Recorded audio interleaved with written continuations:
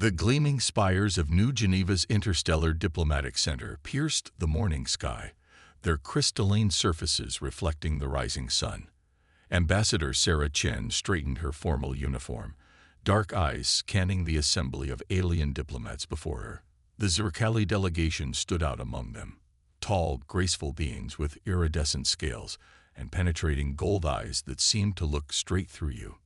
This was humanity's formal introduction to the galactic community, a moment decades in the making. After centuries of wondering if we were alone in the universe, humanity had not only discovered alien life, but had been invited to join the galactic concordat. Or so they thought. High Commander Vextar of the Zerkali rose from his seat, his scales shifting from deep blue to a warning amber. The Council has reviewed humanity's progression rates, he announced, his translator converting his harmonic speech into crisp English. Your species has advanced from primitive chemical rockets to quantum drive systems in less than 2 centuries. This rate of technological evolution is unprecedented. Sarah felt a chill run down her spine. Something in his tone set off warning bells in her mind. The human drive to explore and innovate has always been our greatest strength, she responded carefully. We hope to contribute these qualities to the greater galactic community. Contribute. Vextar's scales flickered with patterns that the translators couldn't quite interpret or consume. In the past 50 years alone, your species has established colonies on 17 worlds. Your quantum communications network already spans 3 spiral arms. Your energy consumption has increased exponentially, all within the designated free expansion zones, Sarah countered, bringing up a holographic map. We've been careful to respect all established boundaries since first detecting your beacons. Careful? Another Zerkali diplomat, Sub-Commander Nix, stepped forward. Or calculating? Your species' history is written in blood and conquest. We've studied your data archives, world wars, nuclear weapons, environmental devastation. And now you bring these tendencies to the stars. Sarah felt her face flush with anger, but kept her voice steady. We've learned from our past. Every spacefaring species must have faced similar challenges in their evolution.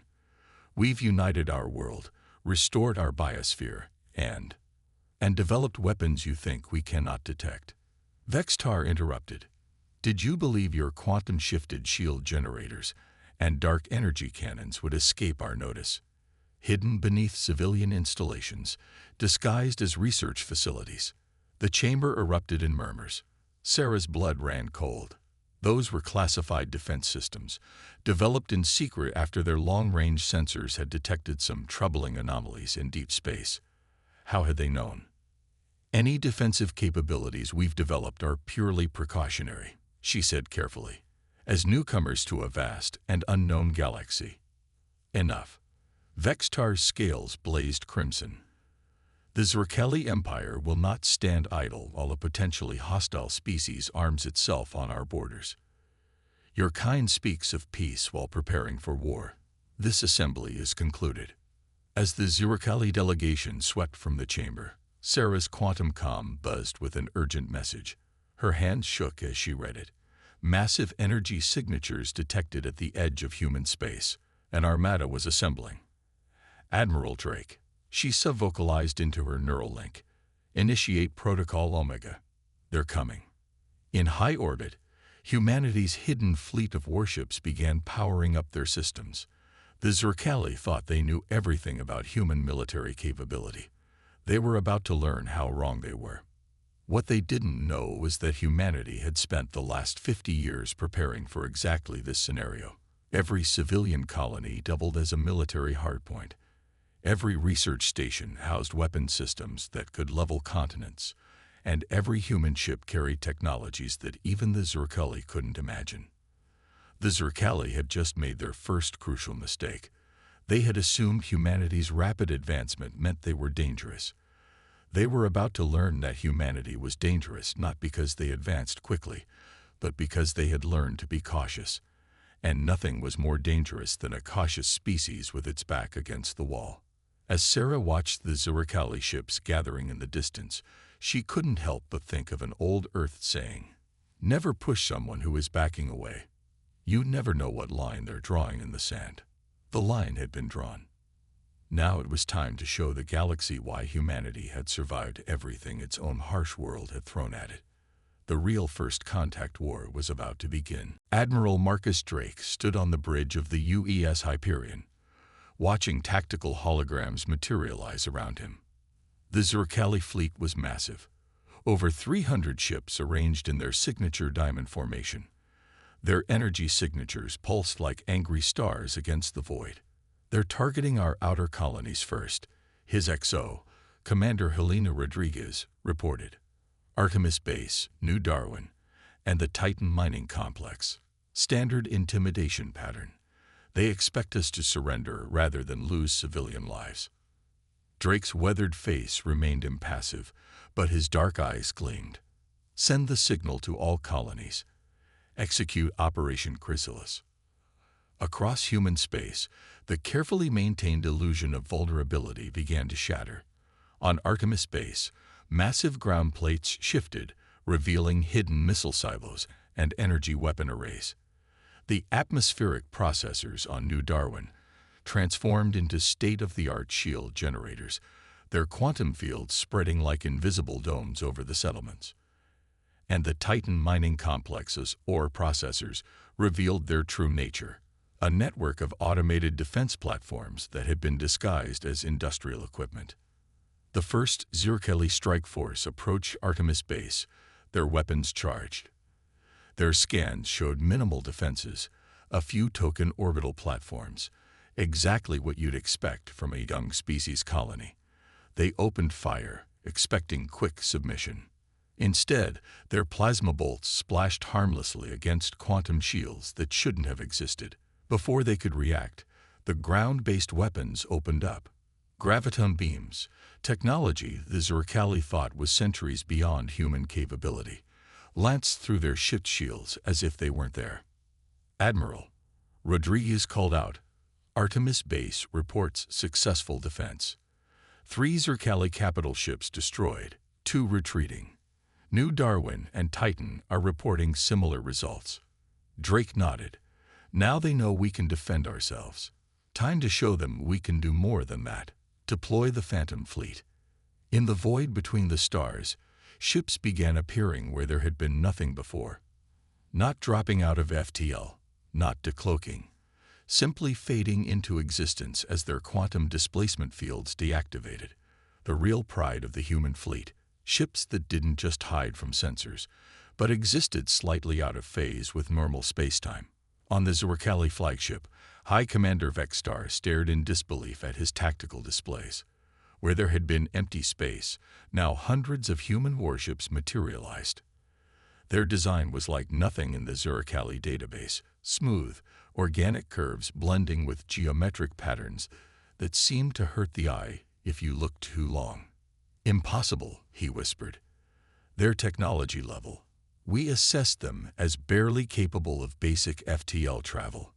"High Commander," his sensor officer called out, voice shaking. "The human vessels, they're using some form of unified field architecture we've never seen. Their power signatures don't make sense. They're channeling energy in ways that violate known physical laws." On the Hyperion, Drake opened a channel to the Zerkali flagship. "High Commander Vexstar, you came here expecting to find an upstart species that needed to be put in its place. Instead, you've walked into a carefully prepared defense network 50 years in the making. Every colony you see is a fortress. Every research station is a weapons platform. And every ship in my fleet carries technologies your scientists would consider theoretical." He paused, letting the words sink in. "We hid our true capabilities not because we planned conquest, but because we learned caution from our own history. We knew that somewhere out there, someone would see our rapid advancement as a threat. So we prepared. Everything you thought you knew about human technology was what we wanted you to see." The Zerkali fleet began to pull back, their perfect formation wavering. But Drake wasn't finished. "You have 1 hour to retreat to your territory. After that, We will demonstrate exactly why humanity survived its own violent evolution to reach the stars. And I promise you, High Commander, you won't enjoy the demonstration." As the Zurkali fleet began its withdrawal, Drake turned to Rodriguez. "They'll be back. With reinforcements." "Yes, sir," she replied. "But next time they'll be fighting an enemy they don't understand, using tactics they've never seen, against technology they thought impossible." Drake's lips curved in a grim smile. "And that, Commander, is exactly what we spent 50 years preparing for. Humanity didn't come to the stars looking for a fight. But by God, we made sure we were ready for one." The quantum sensor arrays aboard the UES Hyperion lit up like a Christmas tree. The Zurkali had returned as expected, but this time they'd brought their entire third fleet, over 1,000 ships strong. Their formation was different too, adopting an aggressive spiral pattern that human tactical AI identified as their species' traditional overwhelming force deployment. Ambassador Sarah Chen stood beside Admiral Drake on the bridge, her diplomatic uniform exchanged for a military one. "They're not just trying to intimidate us anymore," she observed. "They're committing to full-scale war." "Yes," Drake replied, his eyes on the tactical display. "But they still don't understand what they're fighting." He opened a channel to all human ships. "Execute Protocol Prometheus." Across the human fleet, cutting-edge quantum computers synchronized their processes. What the Zurkali were about to witness wasn't just advanced technology. It was a fundamental reimagining of how space combat worked. The first hint that something was wrong came when the Zurkali's targeting systems began to fail. Not through electronic warfare or jamming. Their quantum-locked targeting computers simply couldn't establish proper firing solutions. It was as if the human ships existed in multiple positions simultaneously. "High Commander," a Zurkali weapons officer reported, "the human vessels, they're utilizing some form of quantum superposition drive. They're not just moving through space, they're probabilistically occupying multiple points at once." Vextar's scales shifted to a deep purple of confusion. Impossible. Such technology would require a complete understanding of quantum mechanics at the macro scale. Sarah's voice cut across their command channel. "Humanity achieved that 30 years ago. We just didn't tell anyone." The human fleet began to move, but rather than conventional formation shifts, their ships seemed to blur and multiply, existing in quantum probability clouds that made traditional targeting impossible.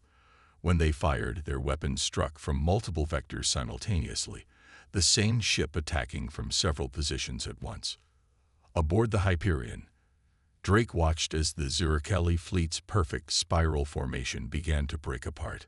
"They're realizing conventional tactics don't work against quantum warfare," he noted. "Now for Phase 2, deploy the AI battle networks."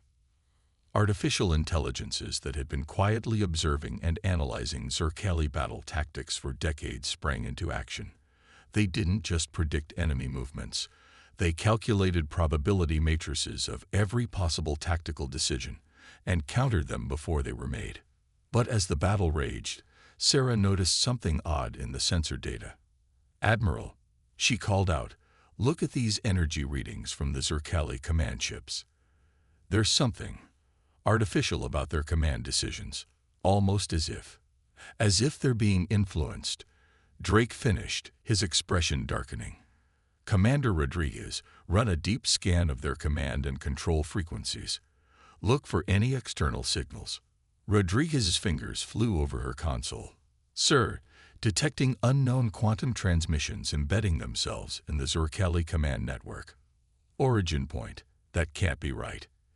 It's coming from somewhere outside the galaxy." Sarah's blood ran cold.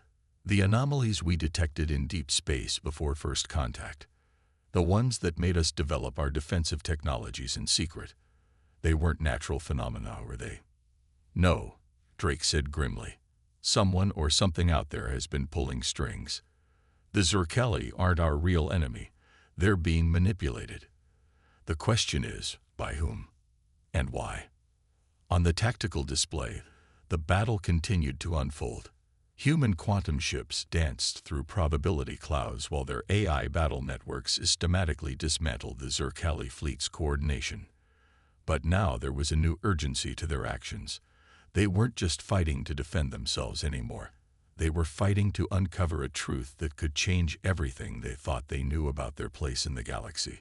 Send a tight beam quantum transmission to the Zerkali flagship, Drake ordered. Show them the signal analysis. They need to know they're being used. As the data streamed across space, the Zerkali fleet's attacks began to falter. On their bridge, High Commander Vextar stared at the evidence, his scales shifting to the pale yellow of shock and betrayal. The humans hadn't been the threat he'd been led to believe. Something ancient and calculating had wanted this war to happen. All ships, ceasefire, Vextar commanded, his voice heavy with realization. We've been deceived. All of us. The battle paused as two species that had been trying to destroy each other moments before came to the same stunning realization.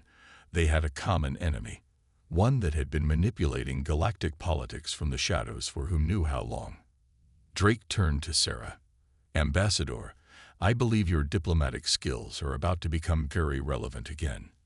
We need to talk to the Zerkali. Really talk. Because whatever's out there in the dark between galaxies, I have a feeling we're going to need each other to face it. The conference room aboard the UES Hyperion had never seen such a meeting. On one side sat Admiral Drake and Ambassador Chen, along with Earth's top xenorchaeologist, Dr. Maya Patel. On the other, High Commander Vextar and his senior staff, their scales now a subdued blue of contemplation. Between them floated a holographic display showing the mysterious quantum signals that had nearly driven their species to war. The signal pattern is unlike anything in either of our databases, Dr. Patel explained, her hands moving through the hologram. But its complexity suggests an artificial origin. Whatever's sending these signals has been doing it for a very long time. Vextar's primary aide, Science Director Krell, leaned forward. We found similar patterns embedded in ancient ruins across our territory. We always assumed they were natural quantum phenomena. Now, his scales rippled with embarrassment. Now we realize we were meant to assume that. Sarah studied the data streams. These signals, they don't just influence command decisions. They subtly alter perception, create biases. They made your people see us as an inevitable threat, and they probably would have eventually done the same to us about you. The question is why? Drake interjected. Why manipulate two species into conflict? Dr. Patel brought up a new hologram, a map of the galaxy with dozens of points highlighted. Because we're not the first. Look at these conflict zones throughout recorded history.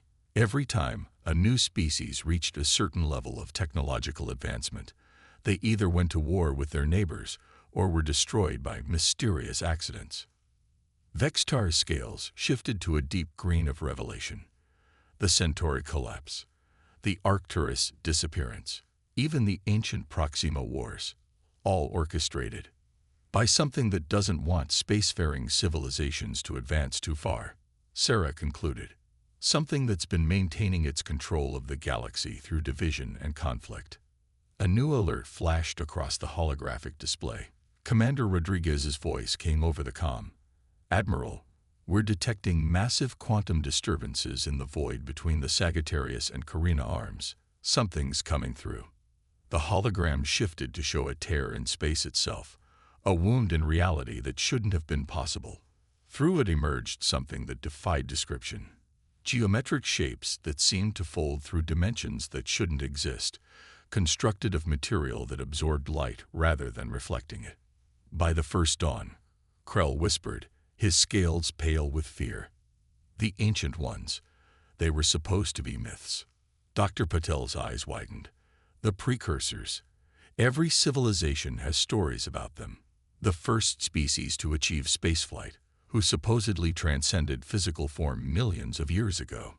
We thought they were legends. No, Vextar said grimly. Not legends. Wardens. They've been keeping the galaxy's species from advancing too far, preventing anyone from reaching their level of development. Drake's jaw tightened, Because they're afraid of competition. They've been culling potential rivals before they can emerge, using us to destroy each other when necessary. The impossible geometries of the precursor vessel seemed to ripple, and a transmission began flooding all frequencies. It wasn't in any known language, but somehow every mind that received it understood. Unacceptable advancement. Quarantine protocols INITIATD. They're not just here to watch anymore. Sarah realized. Both our species have seen through their manipulation. We've advanced too far, too fast. Now they're coming to deal with us directly. Drake turned to Vextar. High Commander, humanity's quantum warfare technology combined with your species' advanced energy weapons might give us a fighting chance, but only if we stand together. Vextar's scales shifted to the bright silver of determination. The precursors have controlled this galaxy through fear and manipulation for millions of years. Perhaps it's time someone showed them that evolution cannot be contained. More tears in space were appearing, more impossible ships emerging. But as they came, humanity's quantum ships and Zerkali dreadnoughts began moving into formation together. Two species that had nearly destroyed each other now prepared to face a common enemy, one that had underestimated the power of cooperation over control. Ed forever. Dr. Patel studied the readings from the precursor ships with a mix of awe and determination. They'd had millions of years to stagnate in their perceived perfection. We've had to fight and adapt our entire existence. That's not our weakness. It's our strength. Send word to both our territories. Drake ordered. All ships, all colonies. The real war for our future begins now. The combined human Zerkali fleet faced the impossible geometries of the precursor vessels across the void. Their ships, once enemies, now moved in perfect synchronization. Humanity's quantum warfare technology complementing the Zerkali's advanced energy weapons in ways neither species had imagined possible. Admiral Drake and High Commander Vextar stood together on the Hyperion's bridge, watching as more precursor ships emerged from their dimensional tiers. The ancient being's message continued to echo. Quarantine protocols INITIATD. Containment of evolutionary DIVERGNC required. They really don't understand, do they? Sarah Chen observed, standing at her station. They've been static for so long, they'd forgotten what it means to adapt. That's their weakness, Dr. Patil added, her fingers flying over sensor readings. Look at their attack patterns. Perfect, unchanging, like a mathematical formula that hasn't been updated in millions of years. Vextar's scales rippled with sudden insight, because they haven't needed to change. They've never faced united resistance before. Their strategy has always been to pit species against each other. The first wave of precursor attacks came like a tide of unreality. Weapons that didn't so much destroy as erase, attempting to remove their targets from existence itself. But the human ships, existing in quantum probability states, proved difficult to erase. Meanwhile, the Zerkali's advanced shields, recalibrated with human quantum insights, diffused the dimensional energy. They're not used to their weapons failing, Drake noted grimly. Push the advantage. All ships, execute Protocol Prometheus Omega. The human Zerkali fleet moved as one. Human quantum drives allowed Zerkali dreadnoughts to strike from multiple vectors simultaneously, while Zerkali energy weapons, enhanced by human quantum mechanics, pierced the precursor's dimensional armor. The precursor transmission changed. Species cooperation outside acceptable parameters. They're scared, Sarah realized, not of our technology, but of our ability to work together, to change and adapt. The battle unfolded across dimensions, a dance of quantum probability and energy manipulation that redefined the possibilities of space warfare. But the true power wasn't in the technology. It was in the speed at which the combined fleet adapted, evolved their tactics, found new ways to fight an enemy that had forgotten how to face real resistance. Dr. Patel's sensors suddenly lit up. Their dimensional stability is fluctuating. The precursors, they're so used to existing partially outside normal spacetime that they've become vulnerable to synchronized attacks across multiple dimensions. Drake turned to Vextar. Your people's energy weapons, combined with our quantum targeting, if we hit them simultaneously across all probability states, we could collapse their dimensional manifolds. Vextar finished, his scales shimmering with excitement. Force them fully into normal spacetime where they're vulnerable. The order went out across the fleet. Human quantum computers calculated precise probability matrices, while Zerkali weapons officers channeled unprecedented levels of energy. The attack, when it came, wasn't just across 3 dimensions, but across every quantum possibility state simultaneously. The effect was devastating. The precursor ships, for the first time in millions of years, were forced fully into normal spacetime. Their impossible geometries became merely complex, their dimensional armor reduced to simple energy shields. Impossible came their transmission, weaker now. Evolutionary patterns cannot exceed stability parameters. That's where you're wrong, Sarah broadcast back. Evolution isn't about following parameters, it's about breaking them. Adaptation isn't just about technology. It's about being willing to change, to cooperate, to become more than what you were. The combined fleet pressed their advantage. What had seemed like invincible gods mere hours ago now proved vulnerable to the combined might of 2 young species who had learned to overcome their differences and fight together. The precursor ships began to retreat, their dimensional tiers now pulling them away from the battlefield. But before they vanished, a final transmission came through, different from the others. Paradigm Shigai FT ACKNOWLEGET Quarantine Protoxivolas Resion Sidiard. As the last precursor ship vanished, a cheer went up across both fleets, but Drake and Vextar shared a knowing look. This wasn't just a victory in battle, but a fundamental change in the galaxy's future. They'll be back, Drake said quietly. Maybe not to fight, but to watch. To see what happens when species are allowed to truly grow and cooperate. Let them watch, Vextar replied, his scales now a bright gold of triumph. Let them see what real evolution looks like, not the stagnant perfection they sought, but the messy, brilliant process of species learning, growing, and working together. Sarah looked out at the combined fleet, human and Zerkali ships moving in harmony, where once they had sought to destroy each other. Maybe that's what they feared all along, she mused. Not that we become too powerful, but that we discover that our greatest strength lies not in standing alone, but in standing together. The stars seemed brighter somehow, as if the galaxy itself was witnessing a new dawn. Humanity and the Zerkali had not only survived their trial by fire. They had proven that the future belonged not to those who tried to control evolution, but to those who embraced it in all its unpredictable cooperative glory. And somewhere in the darkness between galaxies, ancient beings who had forgotten how to change began to remember what it meant to evolve.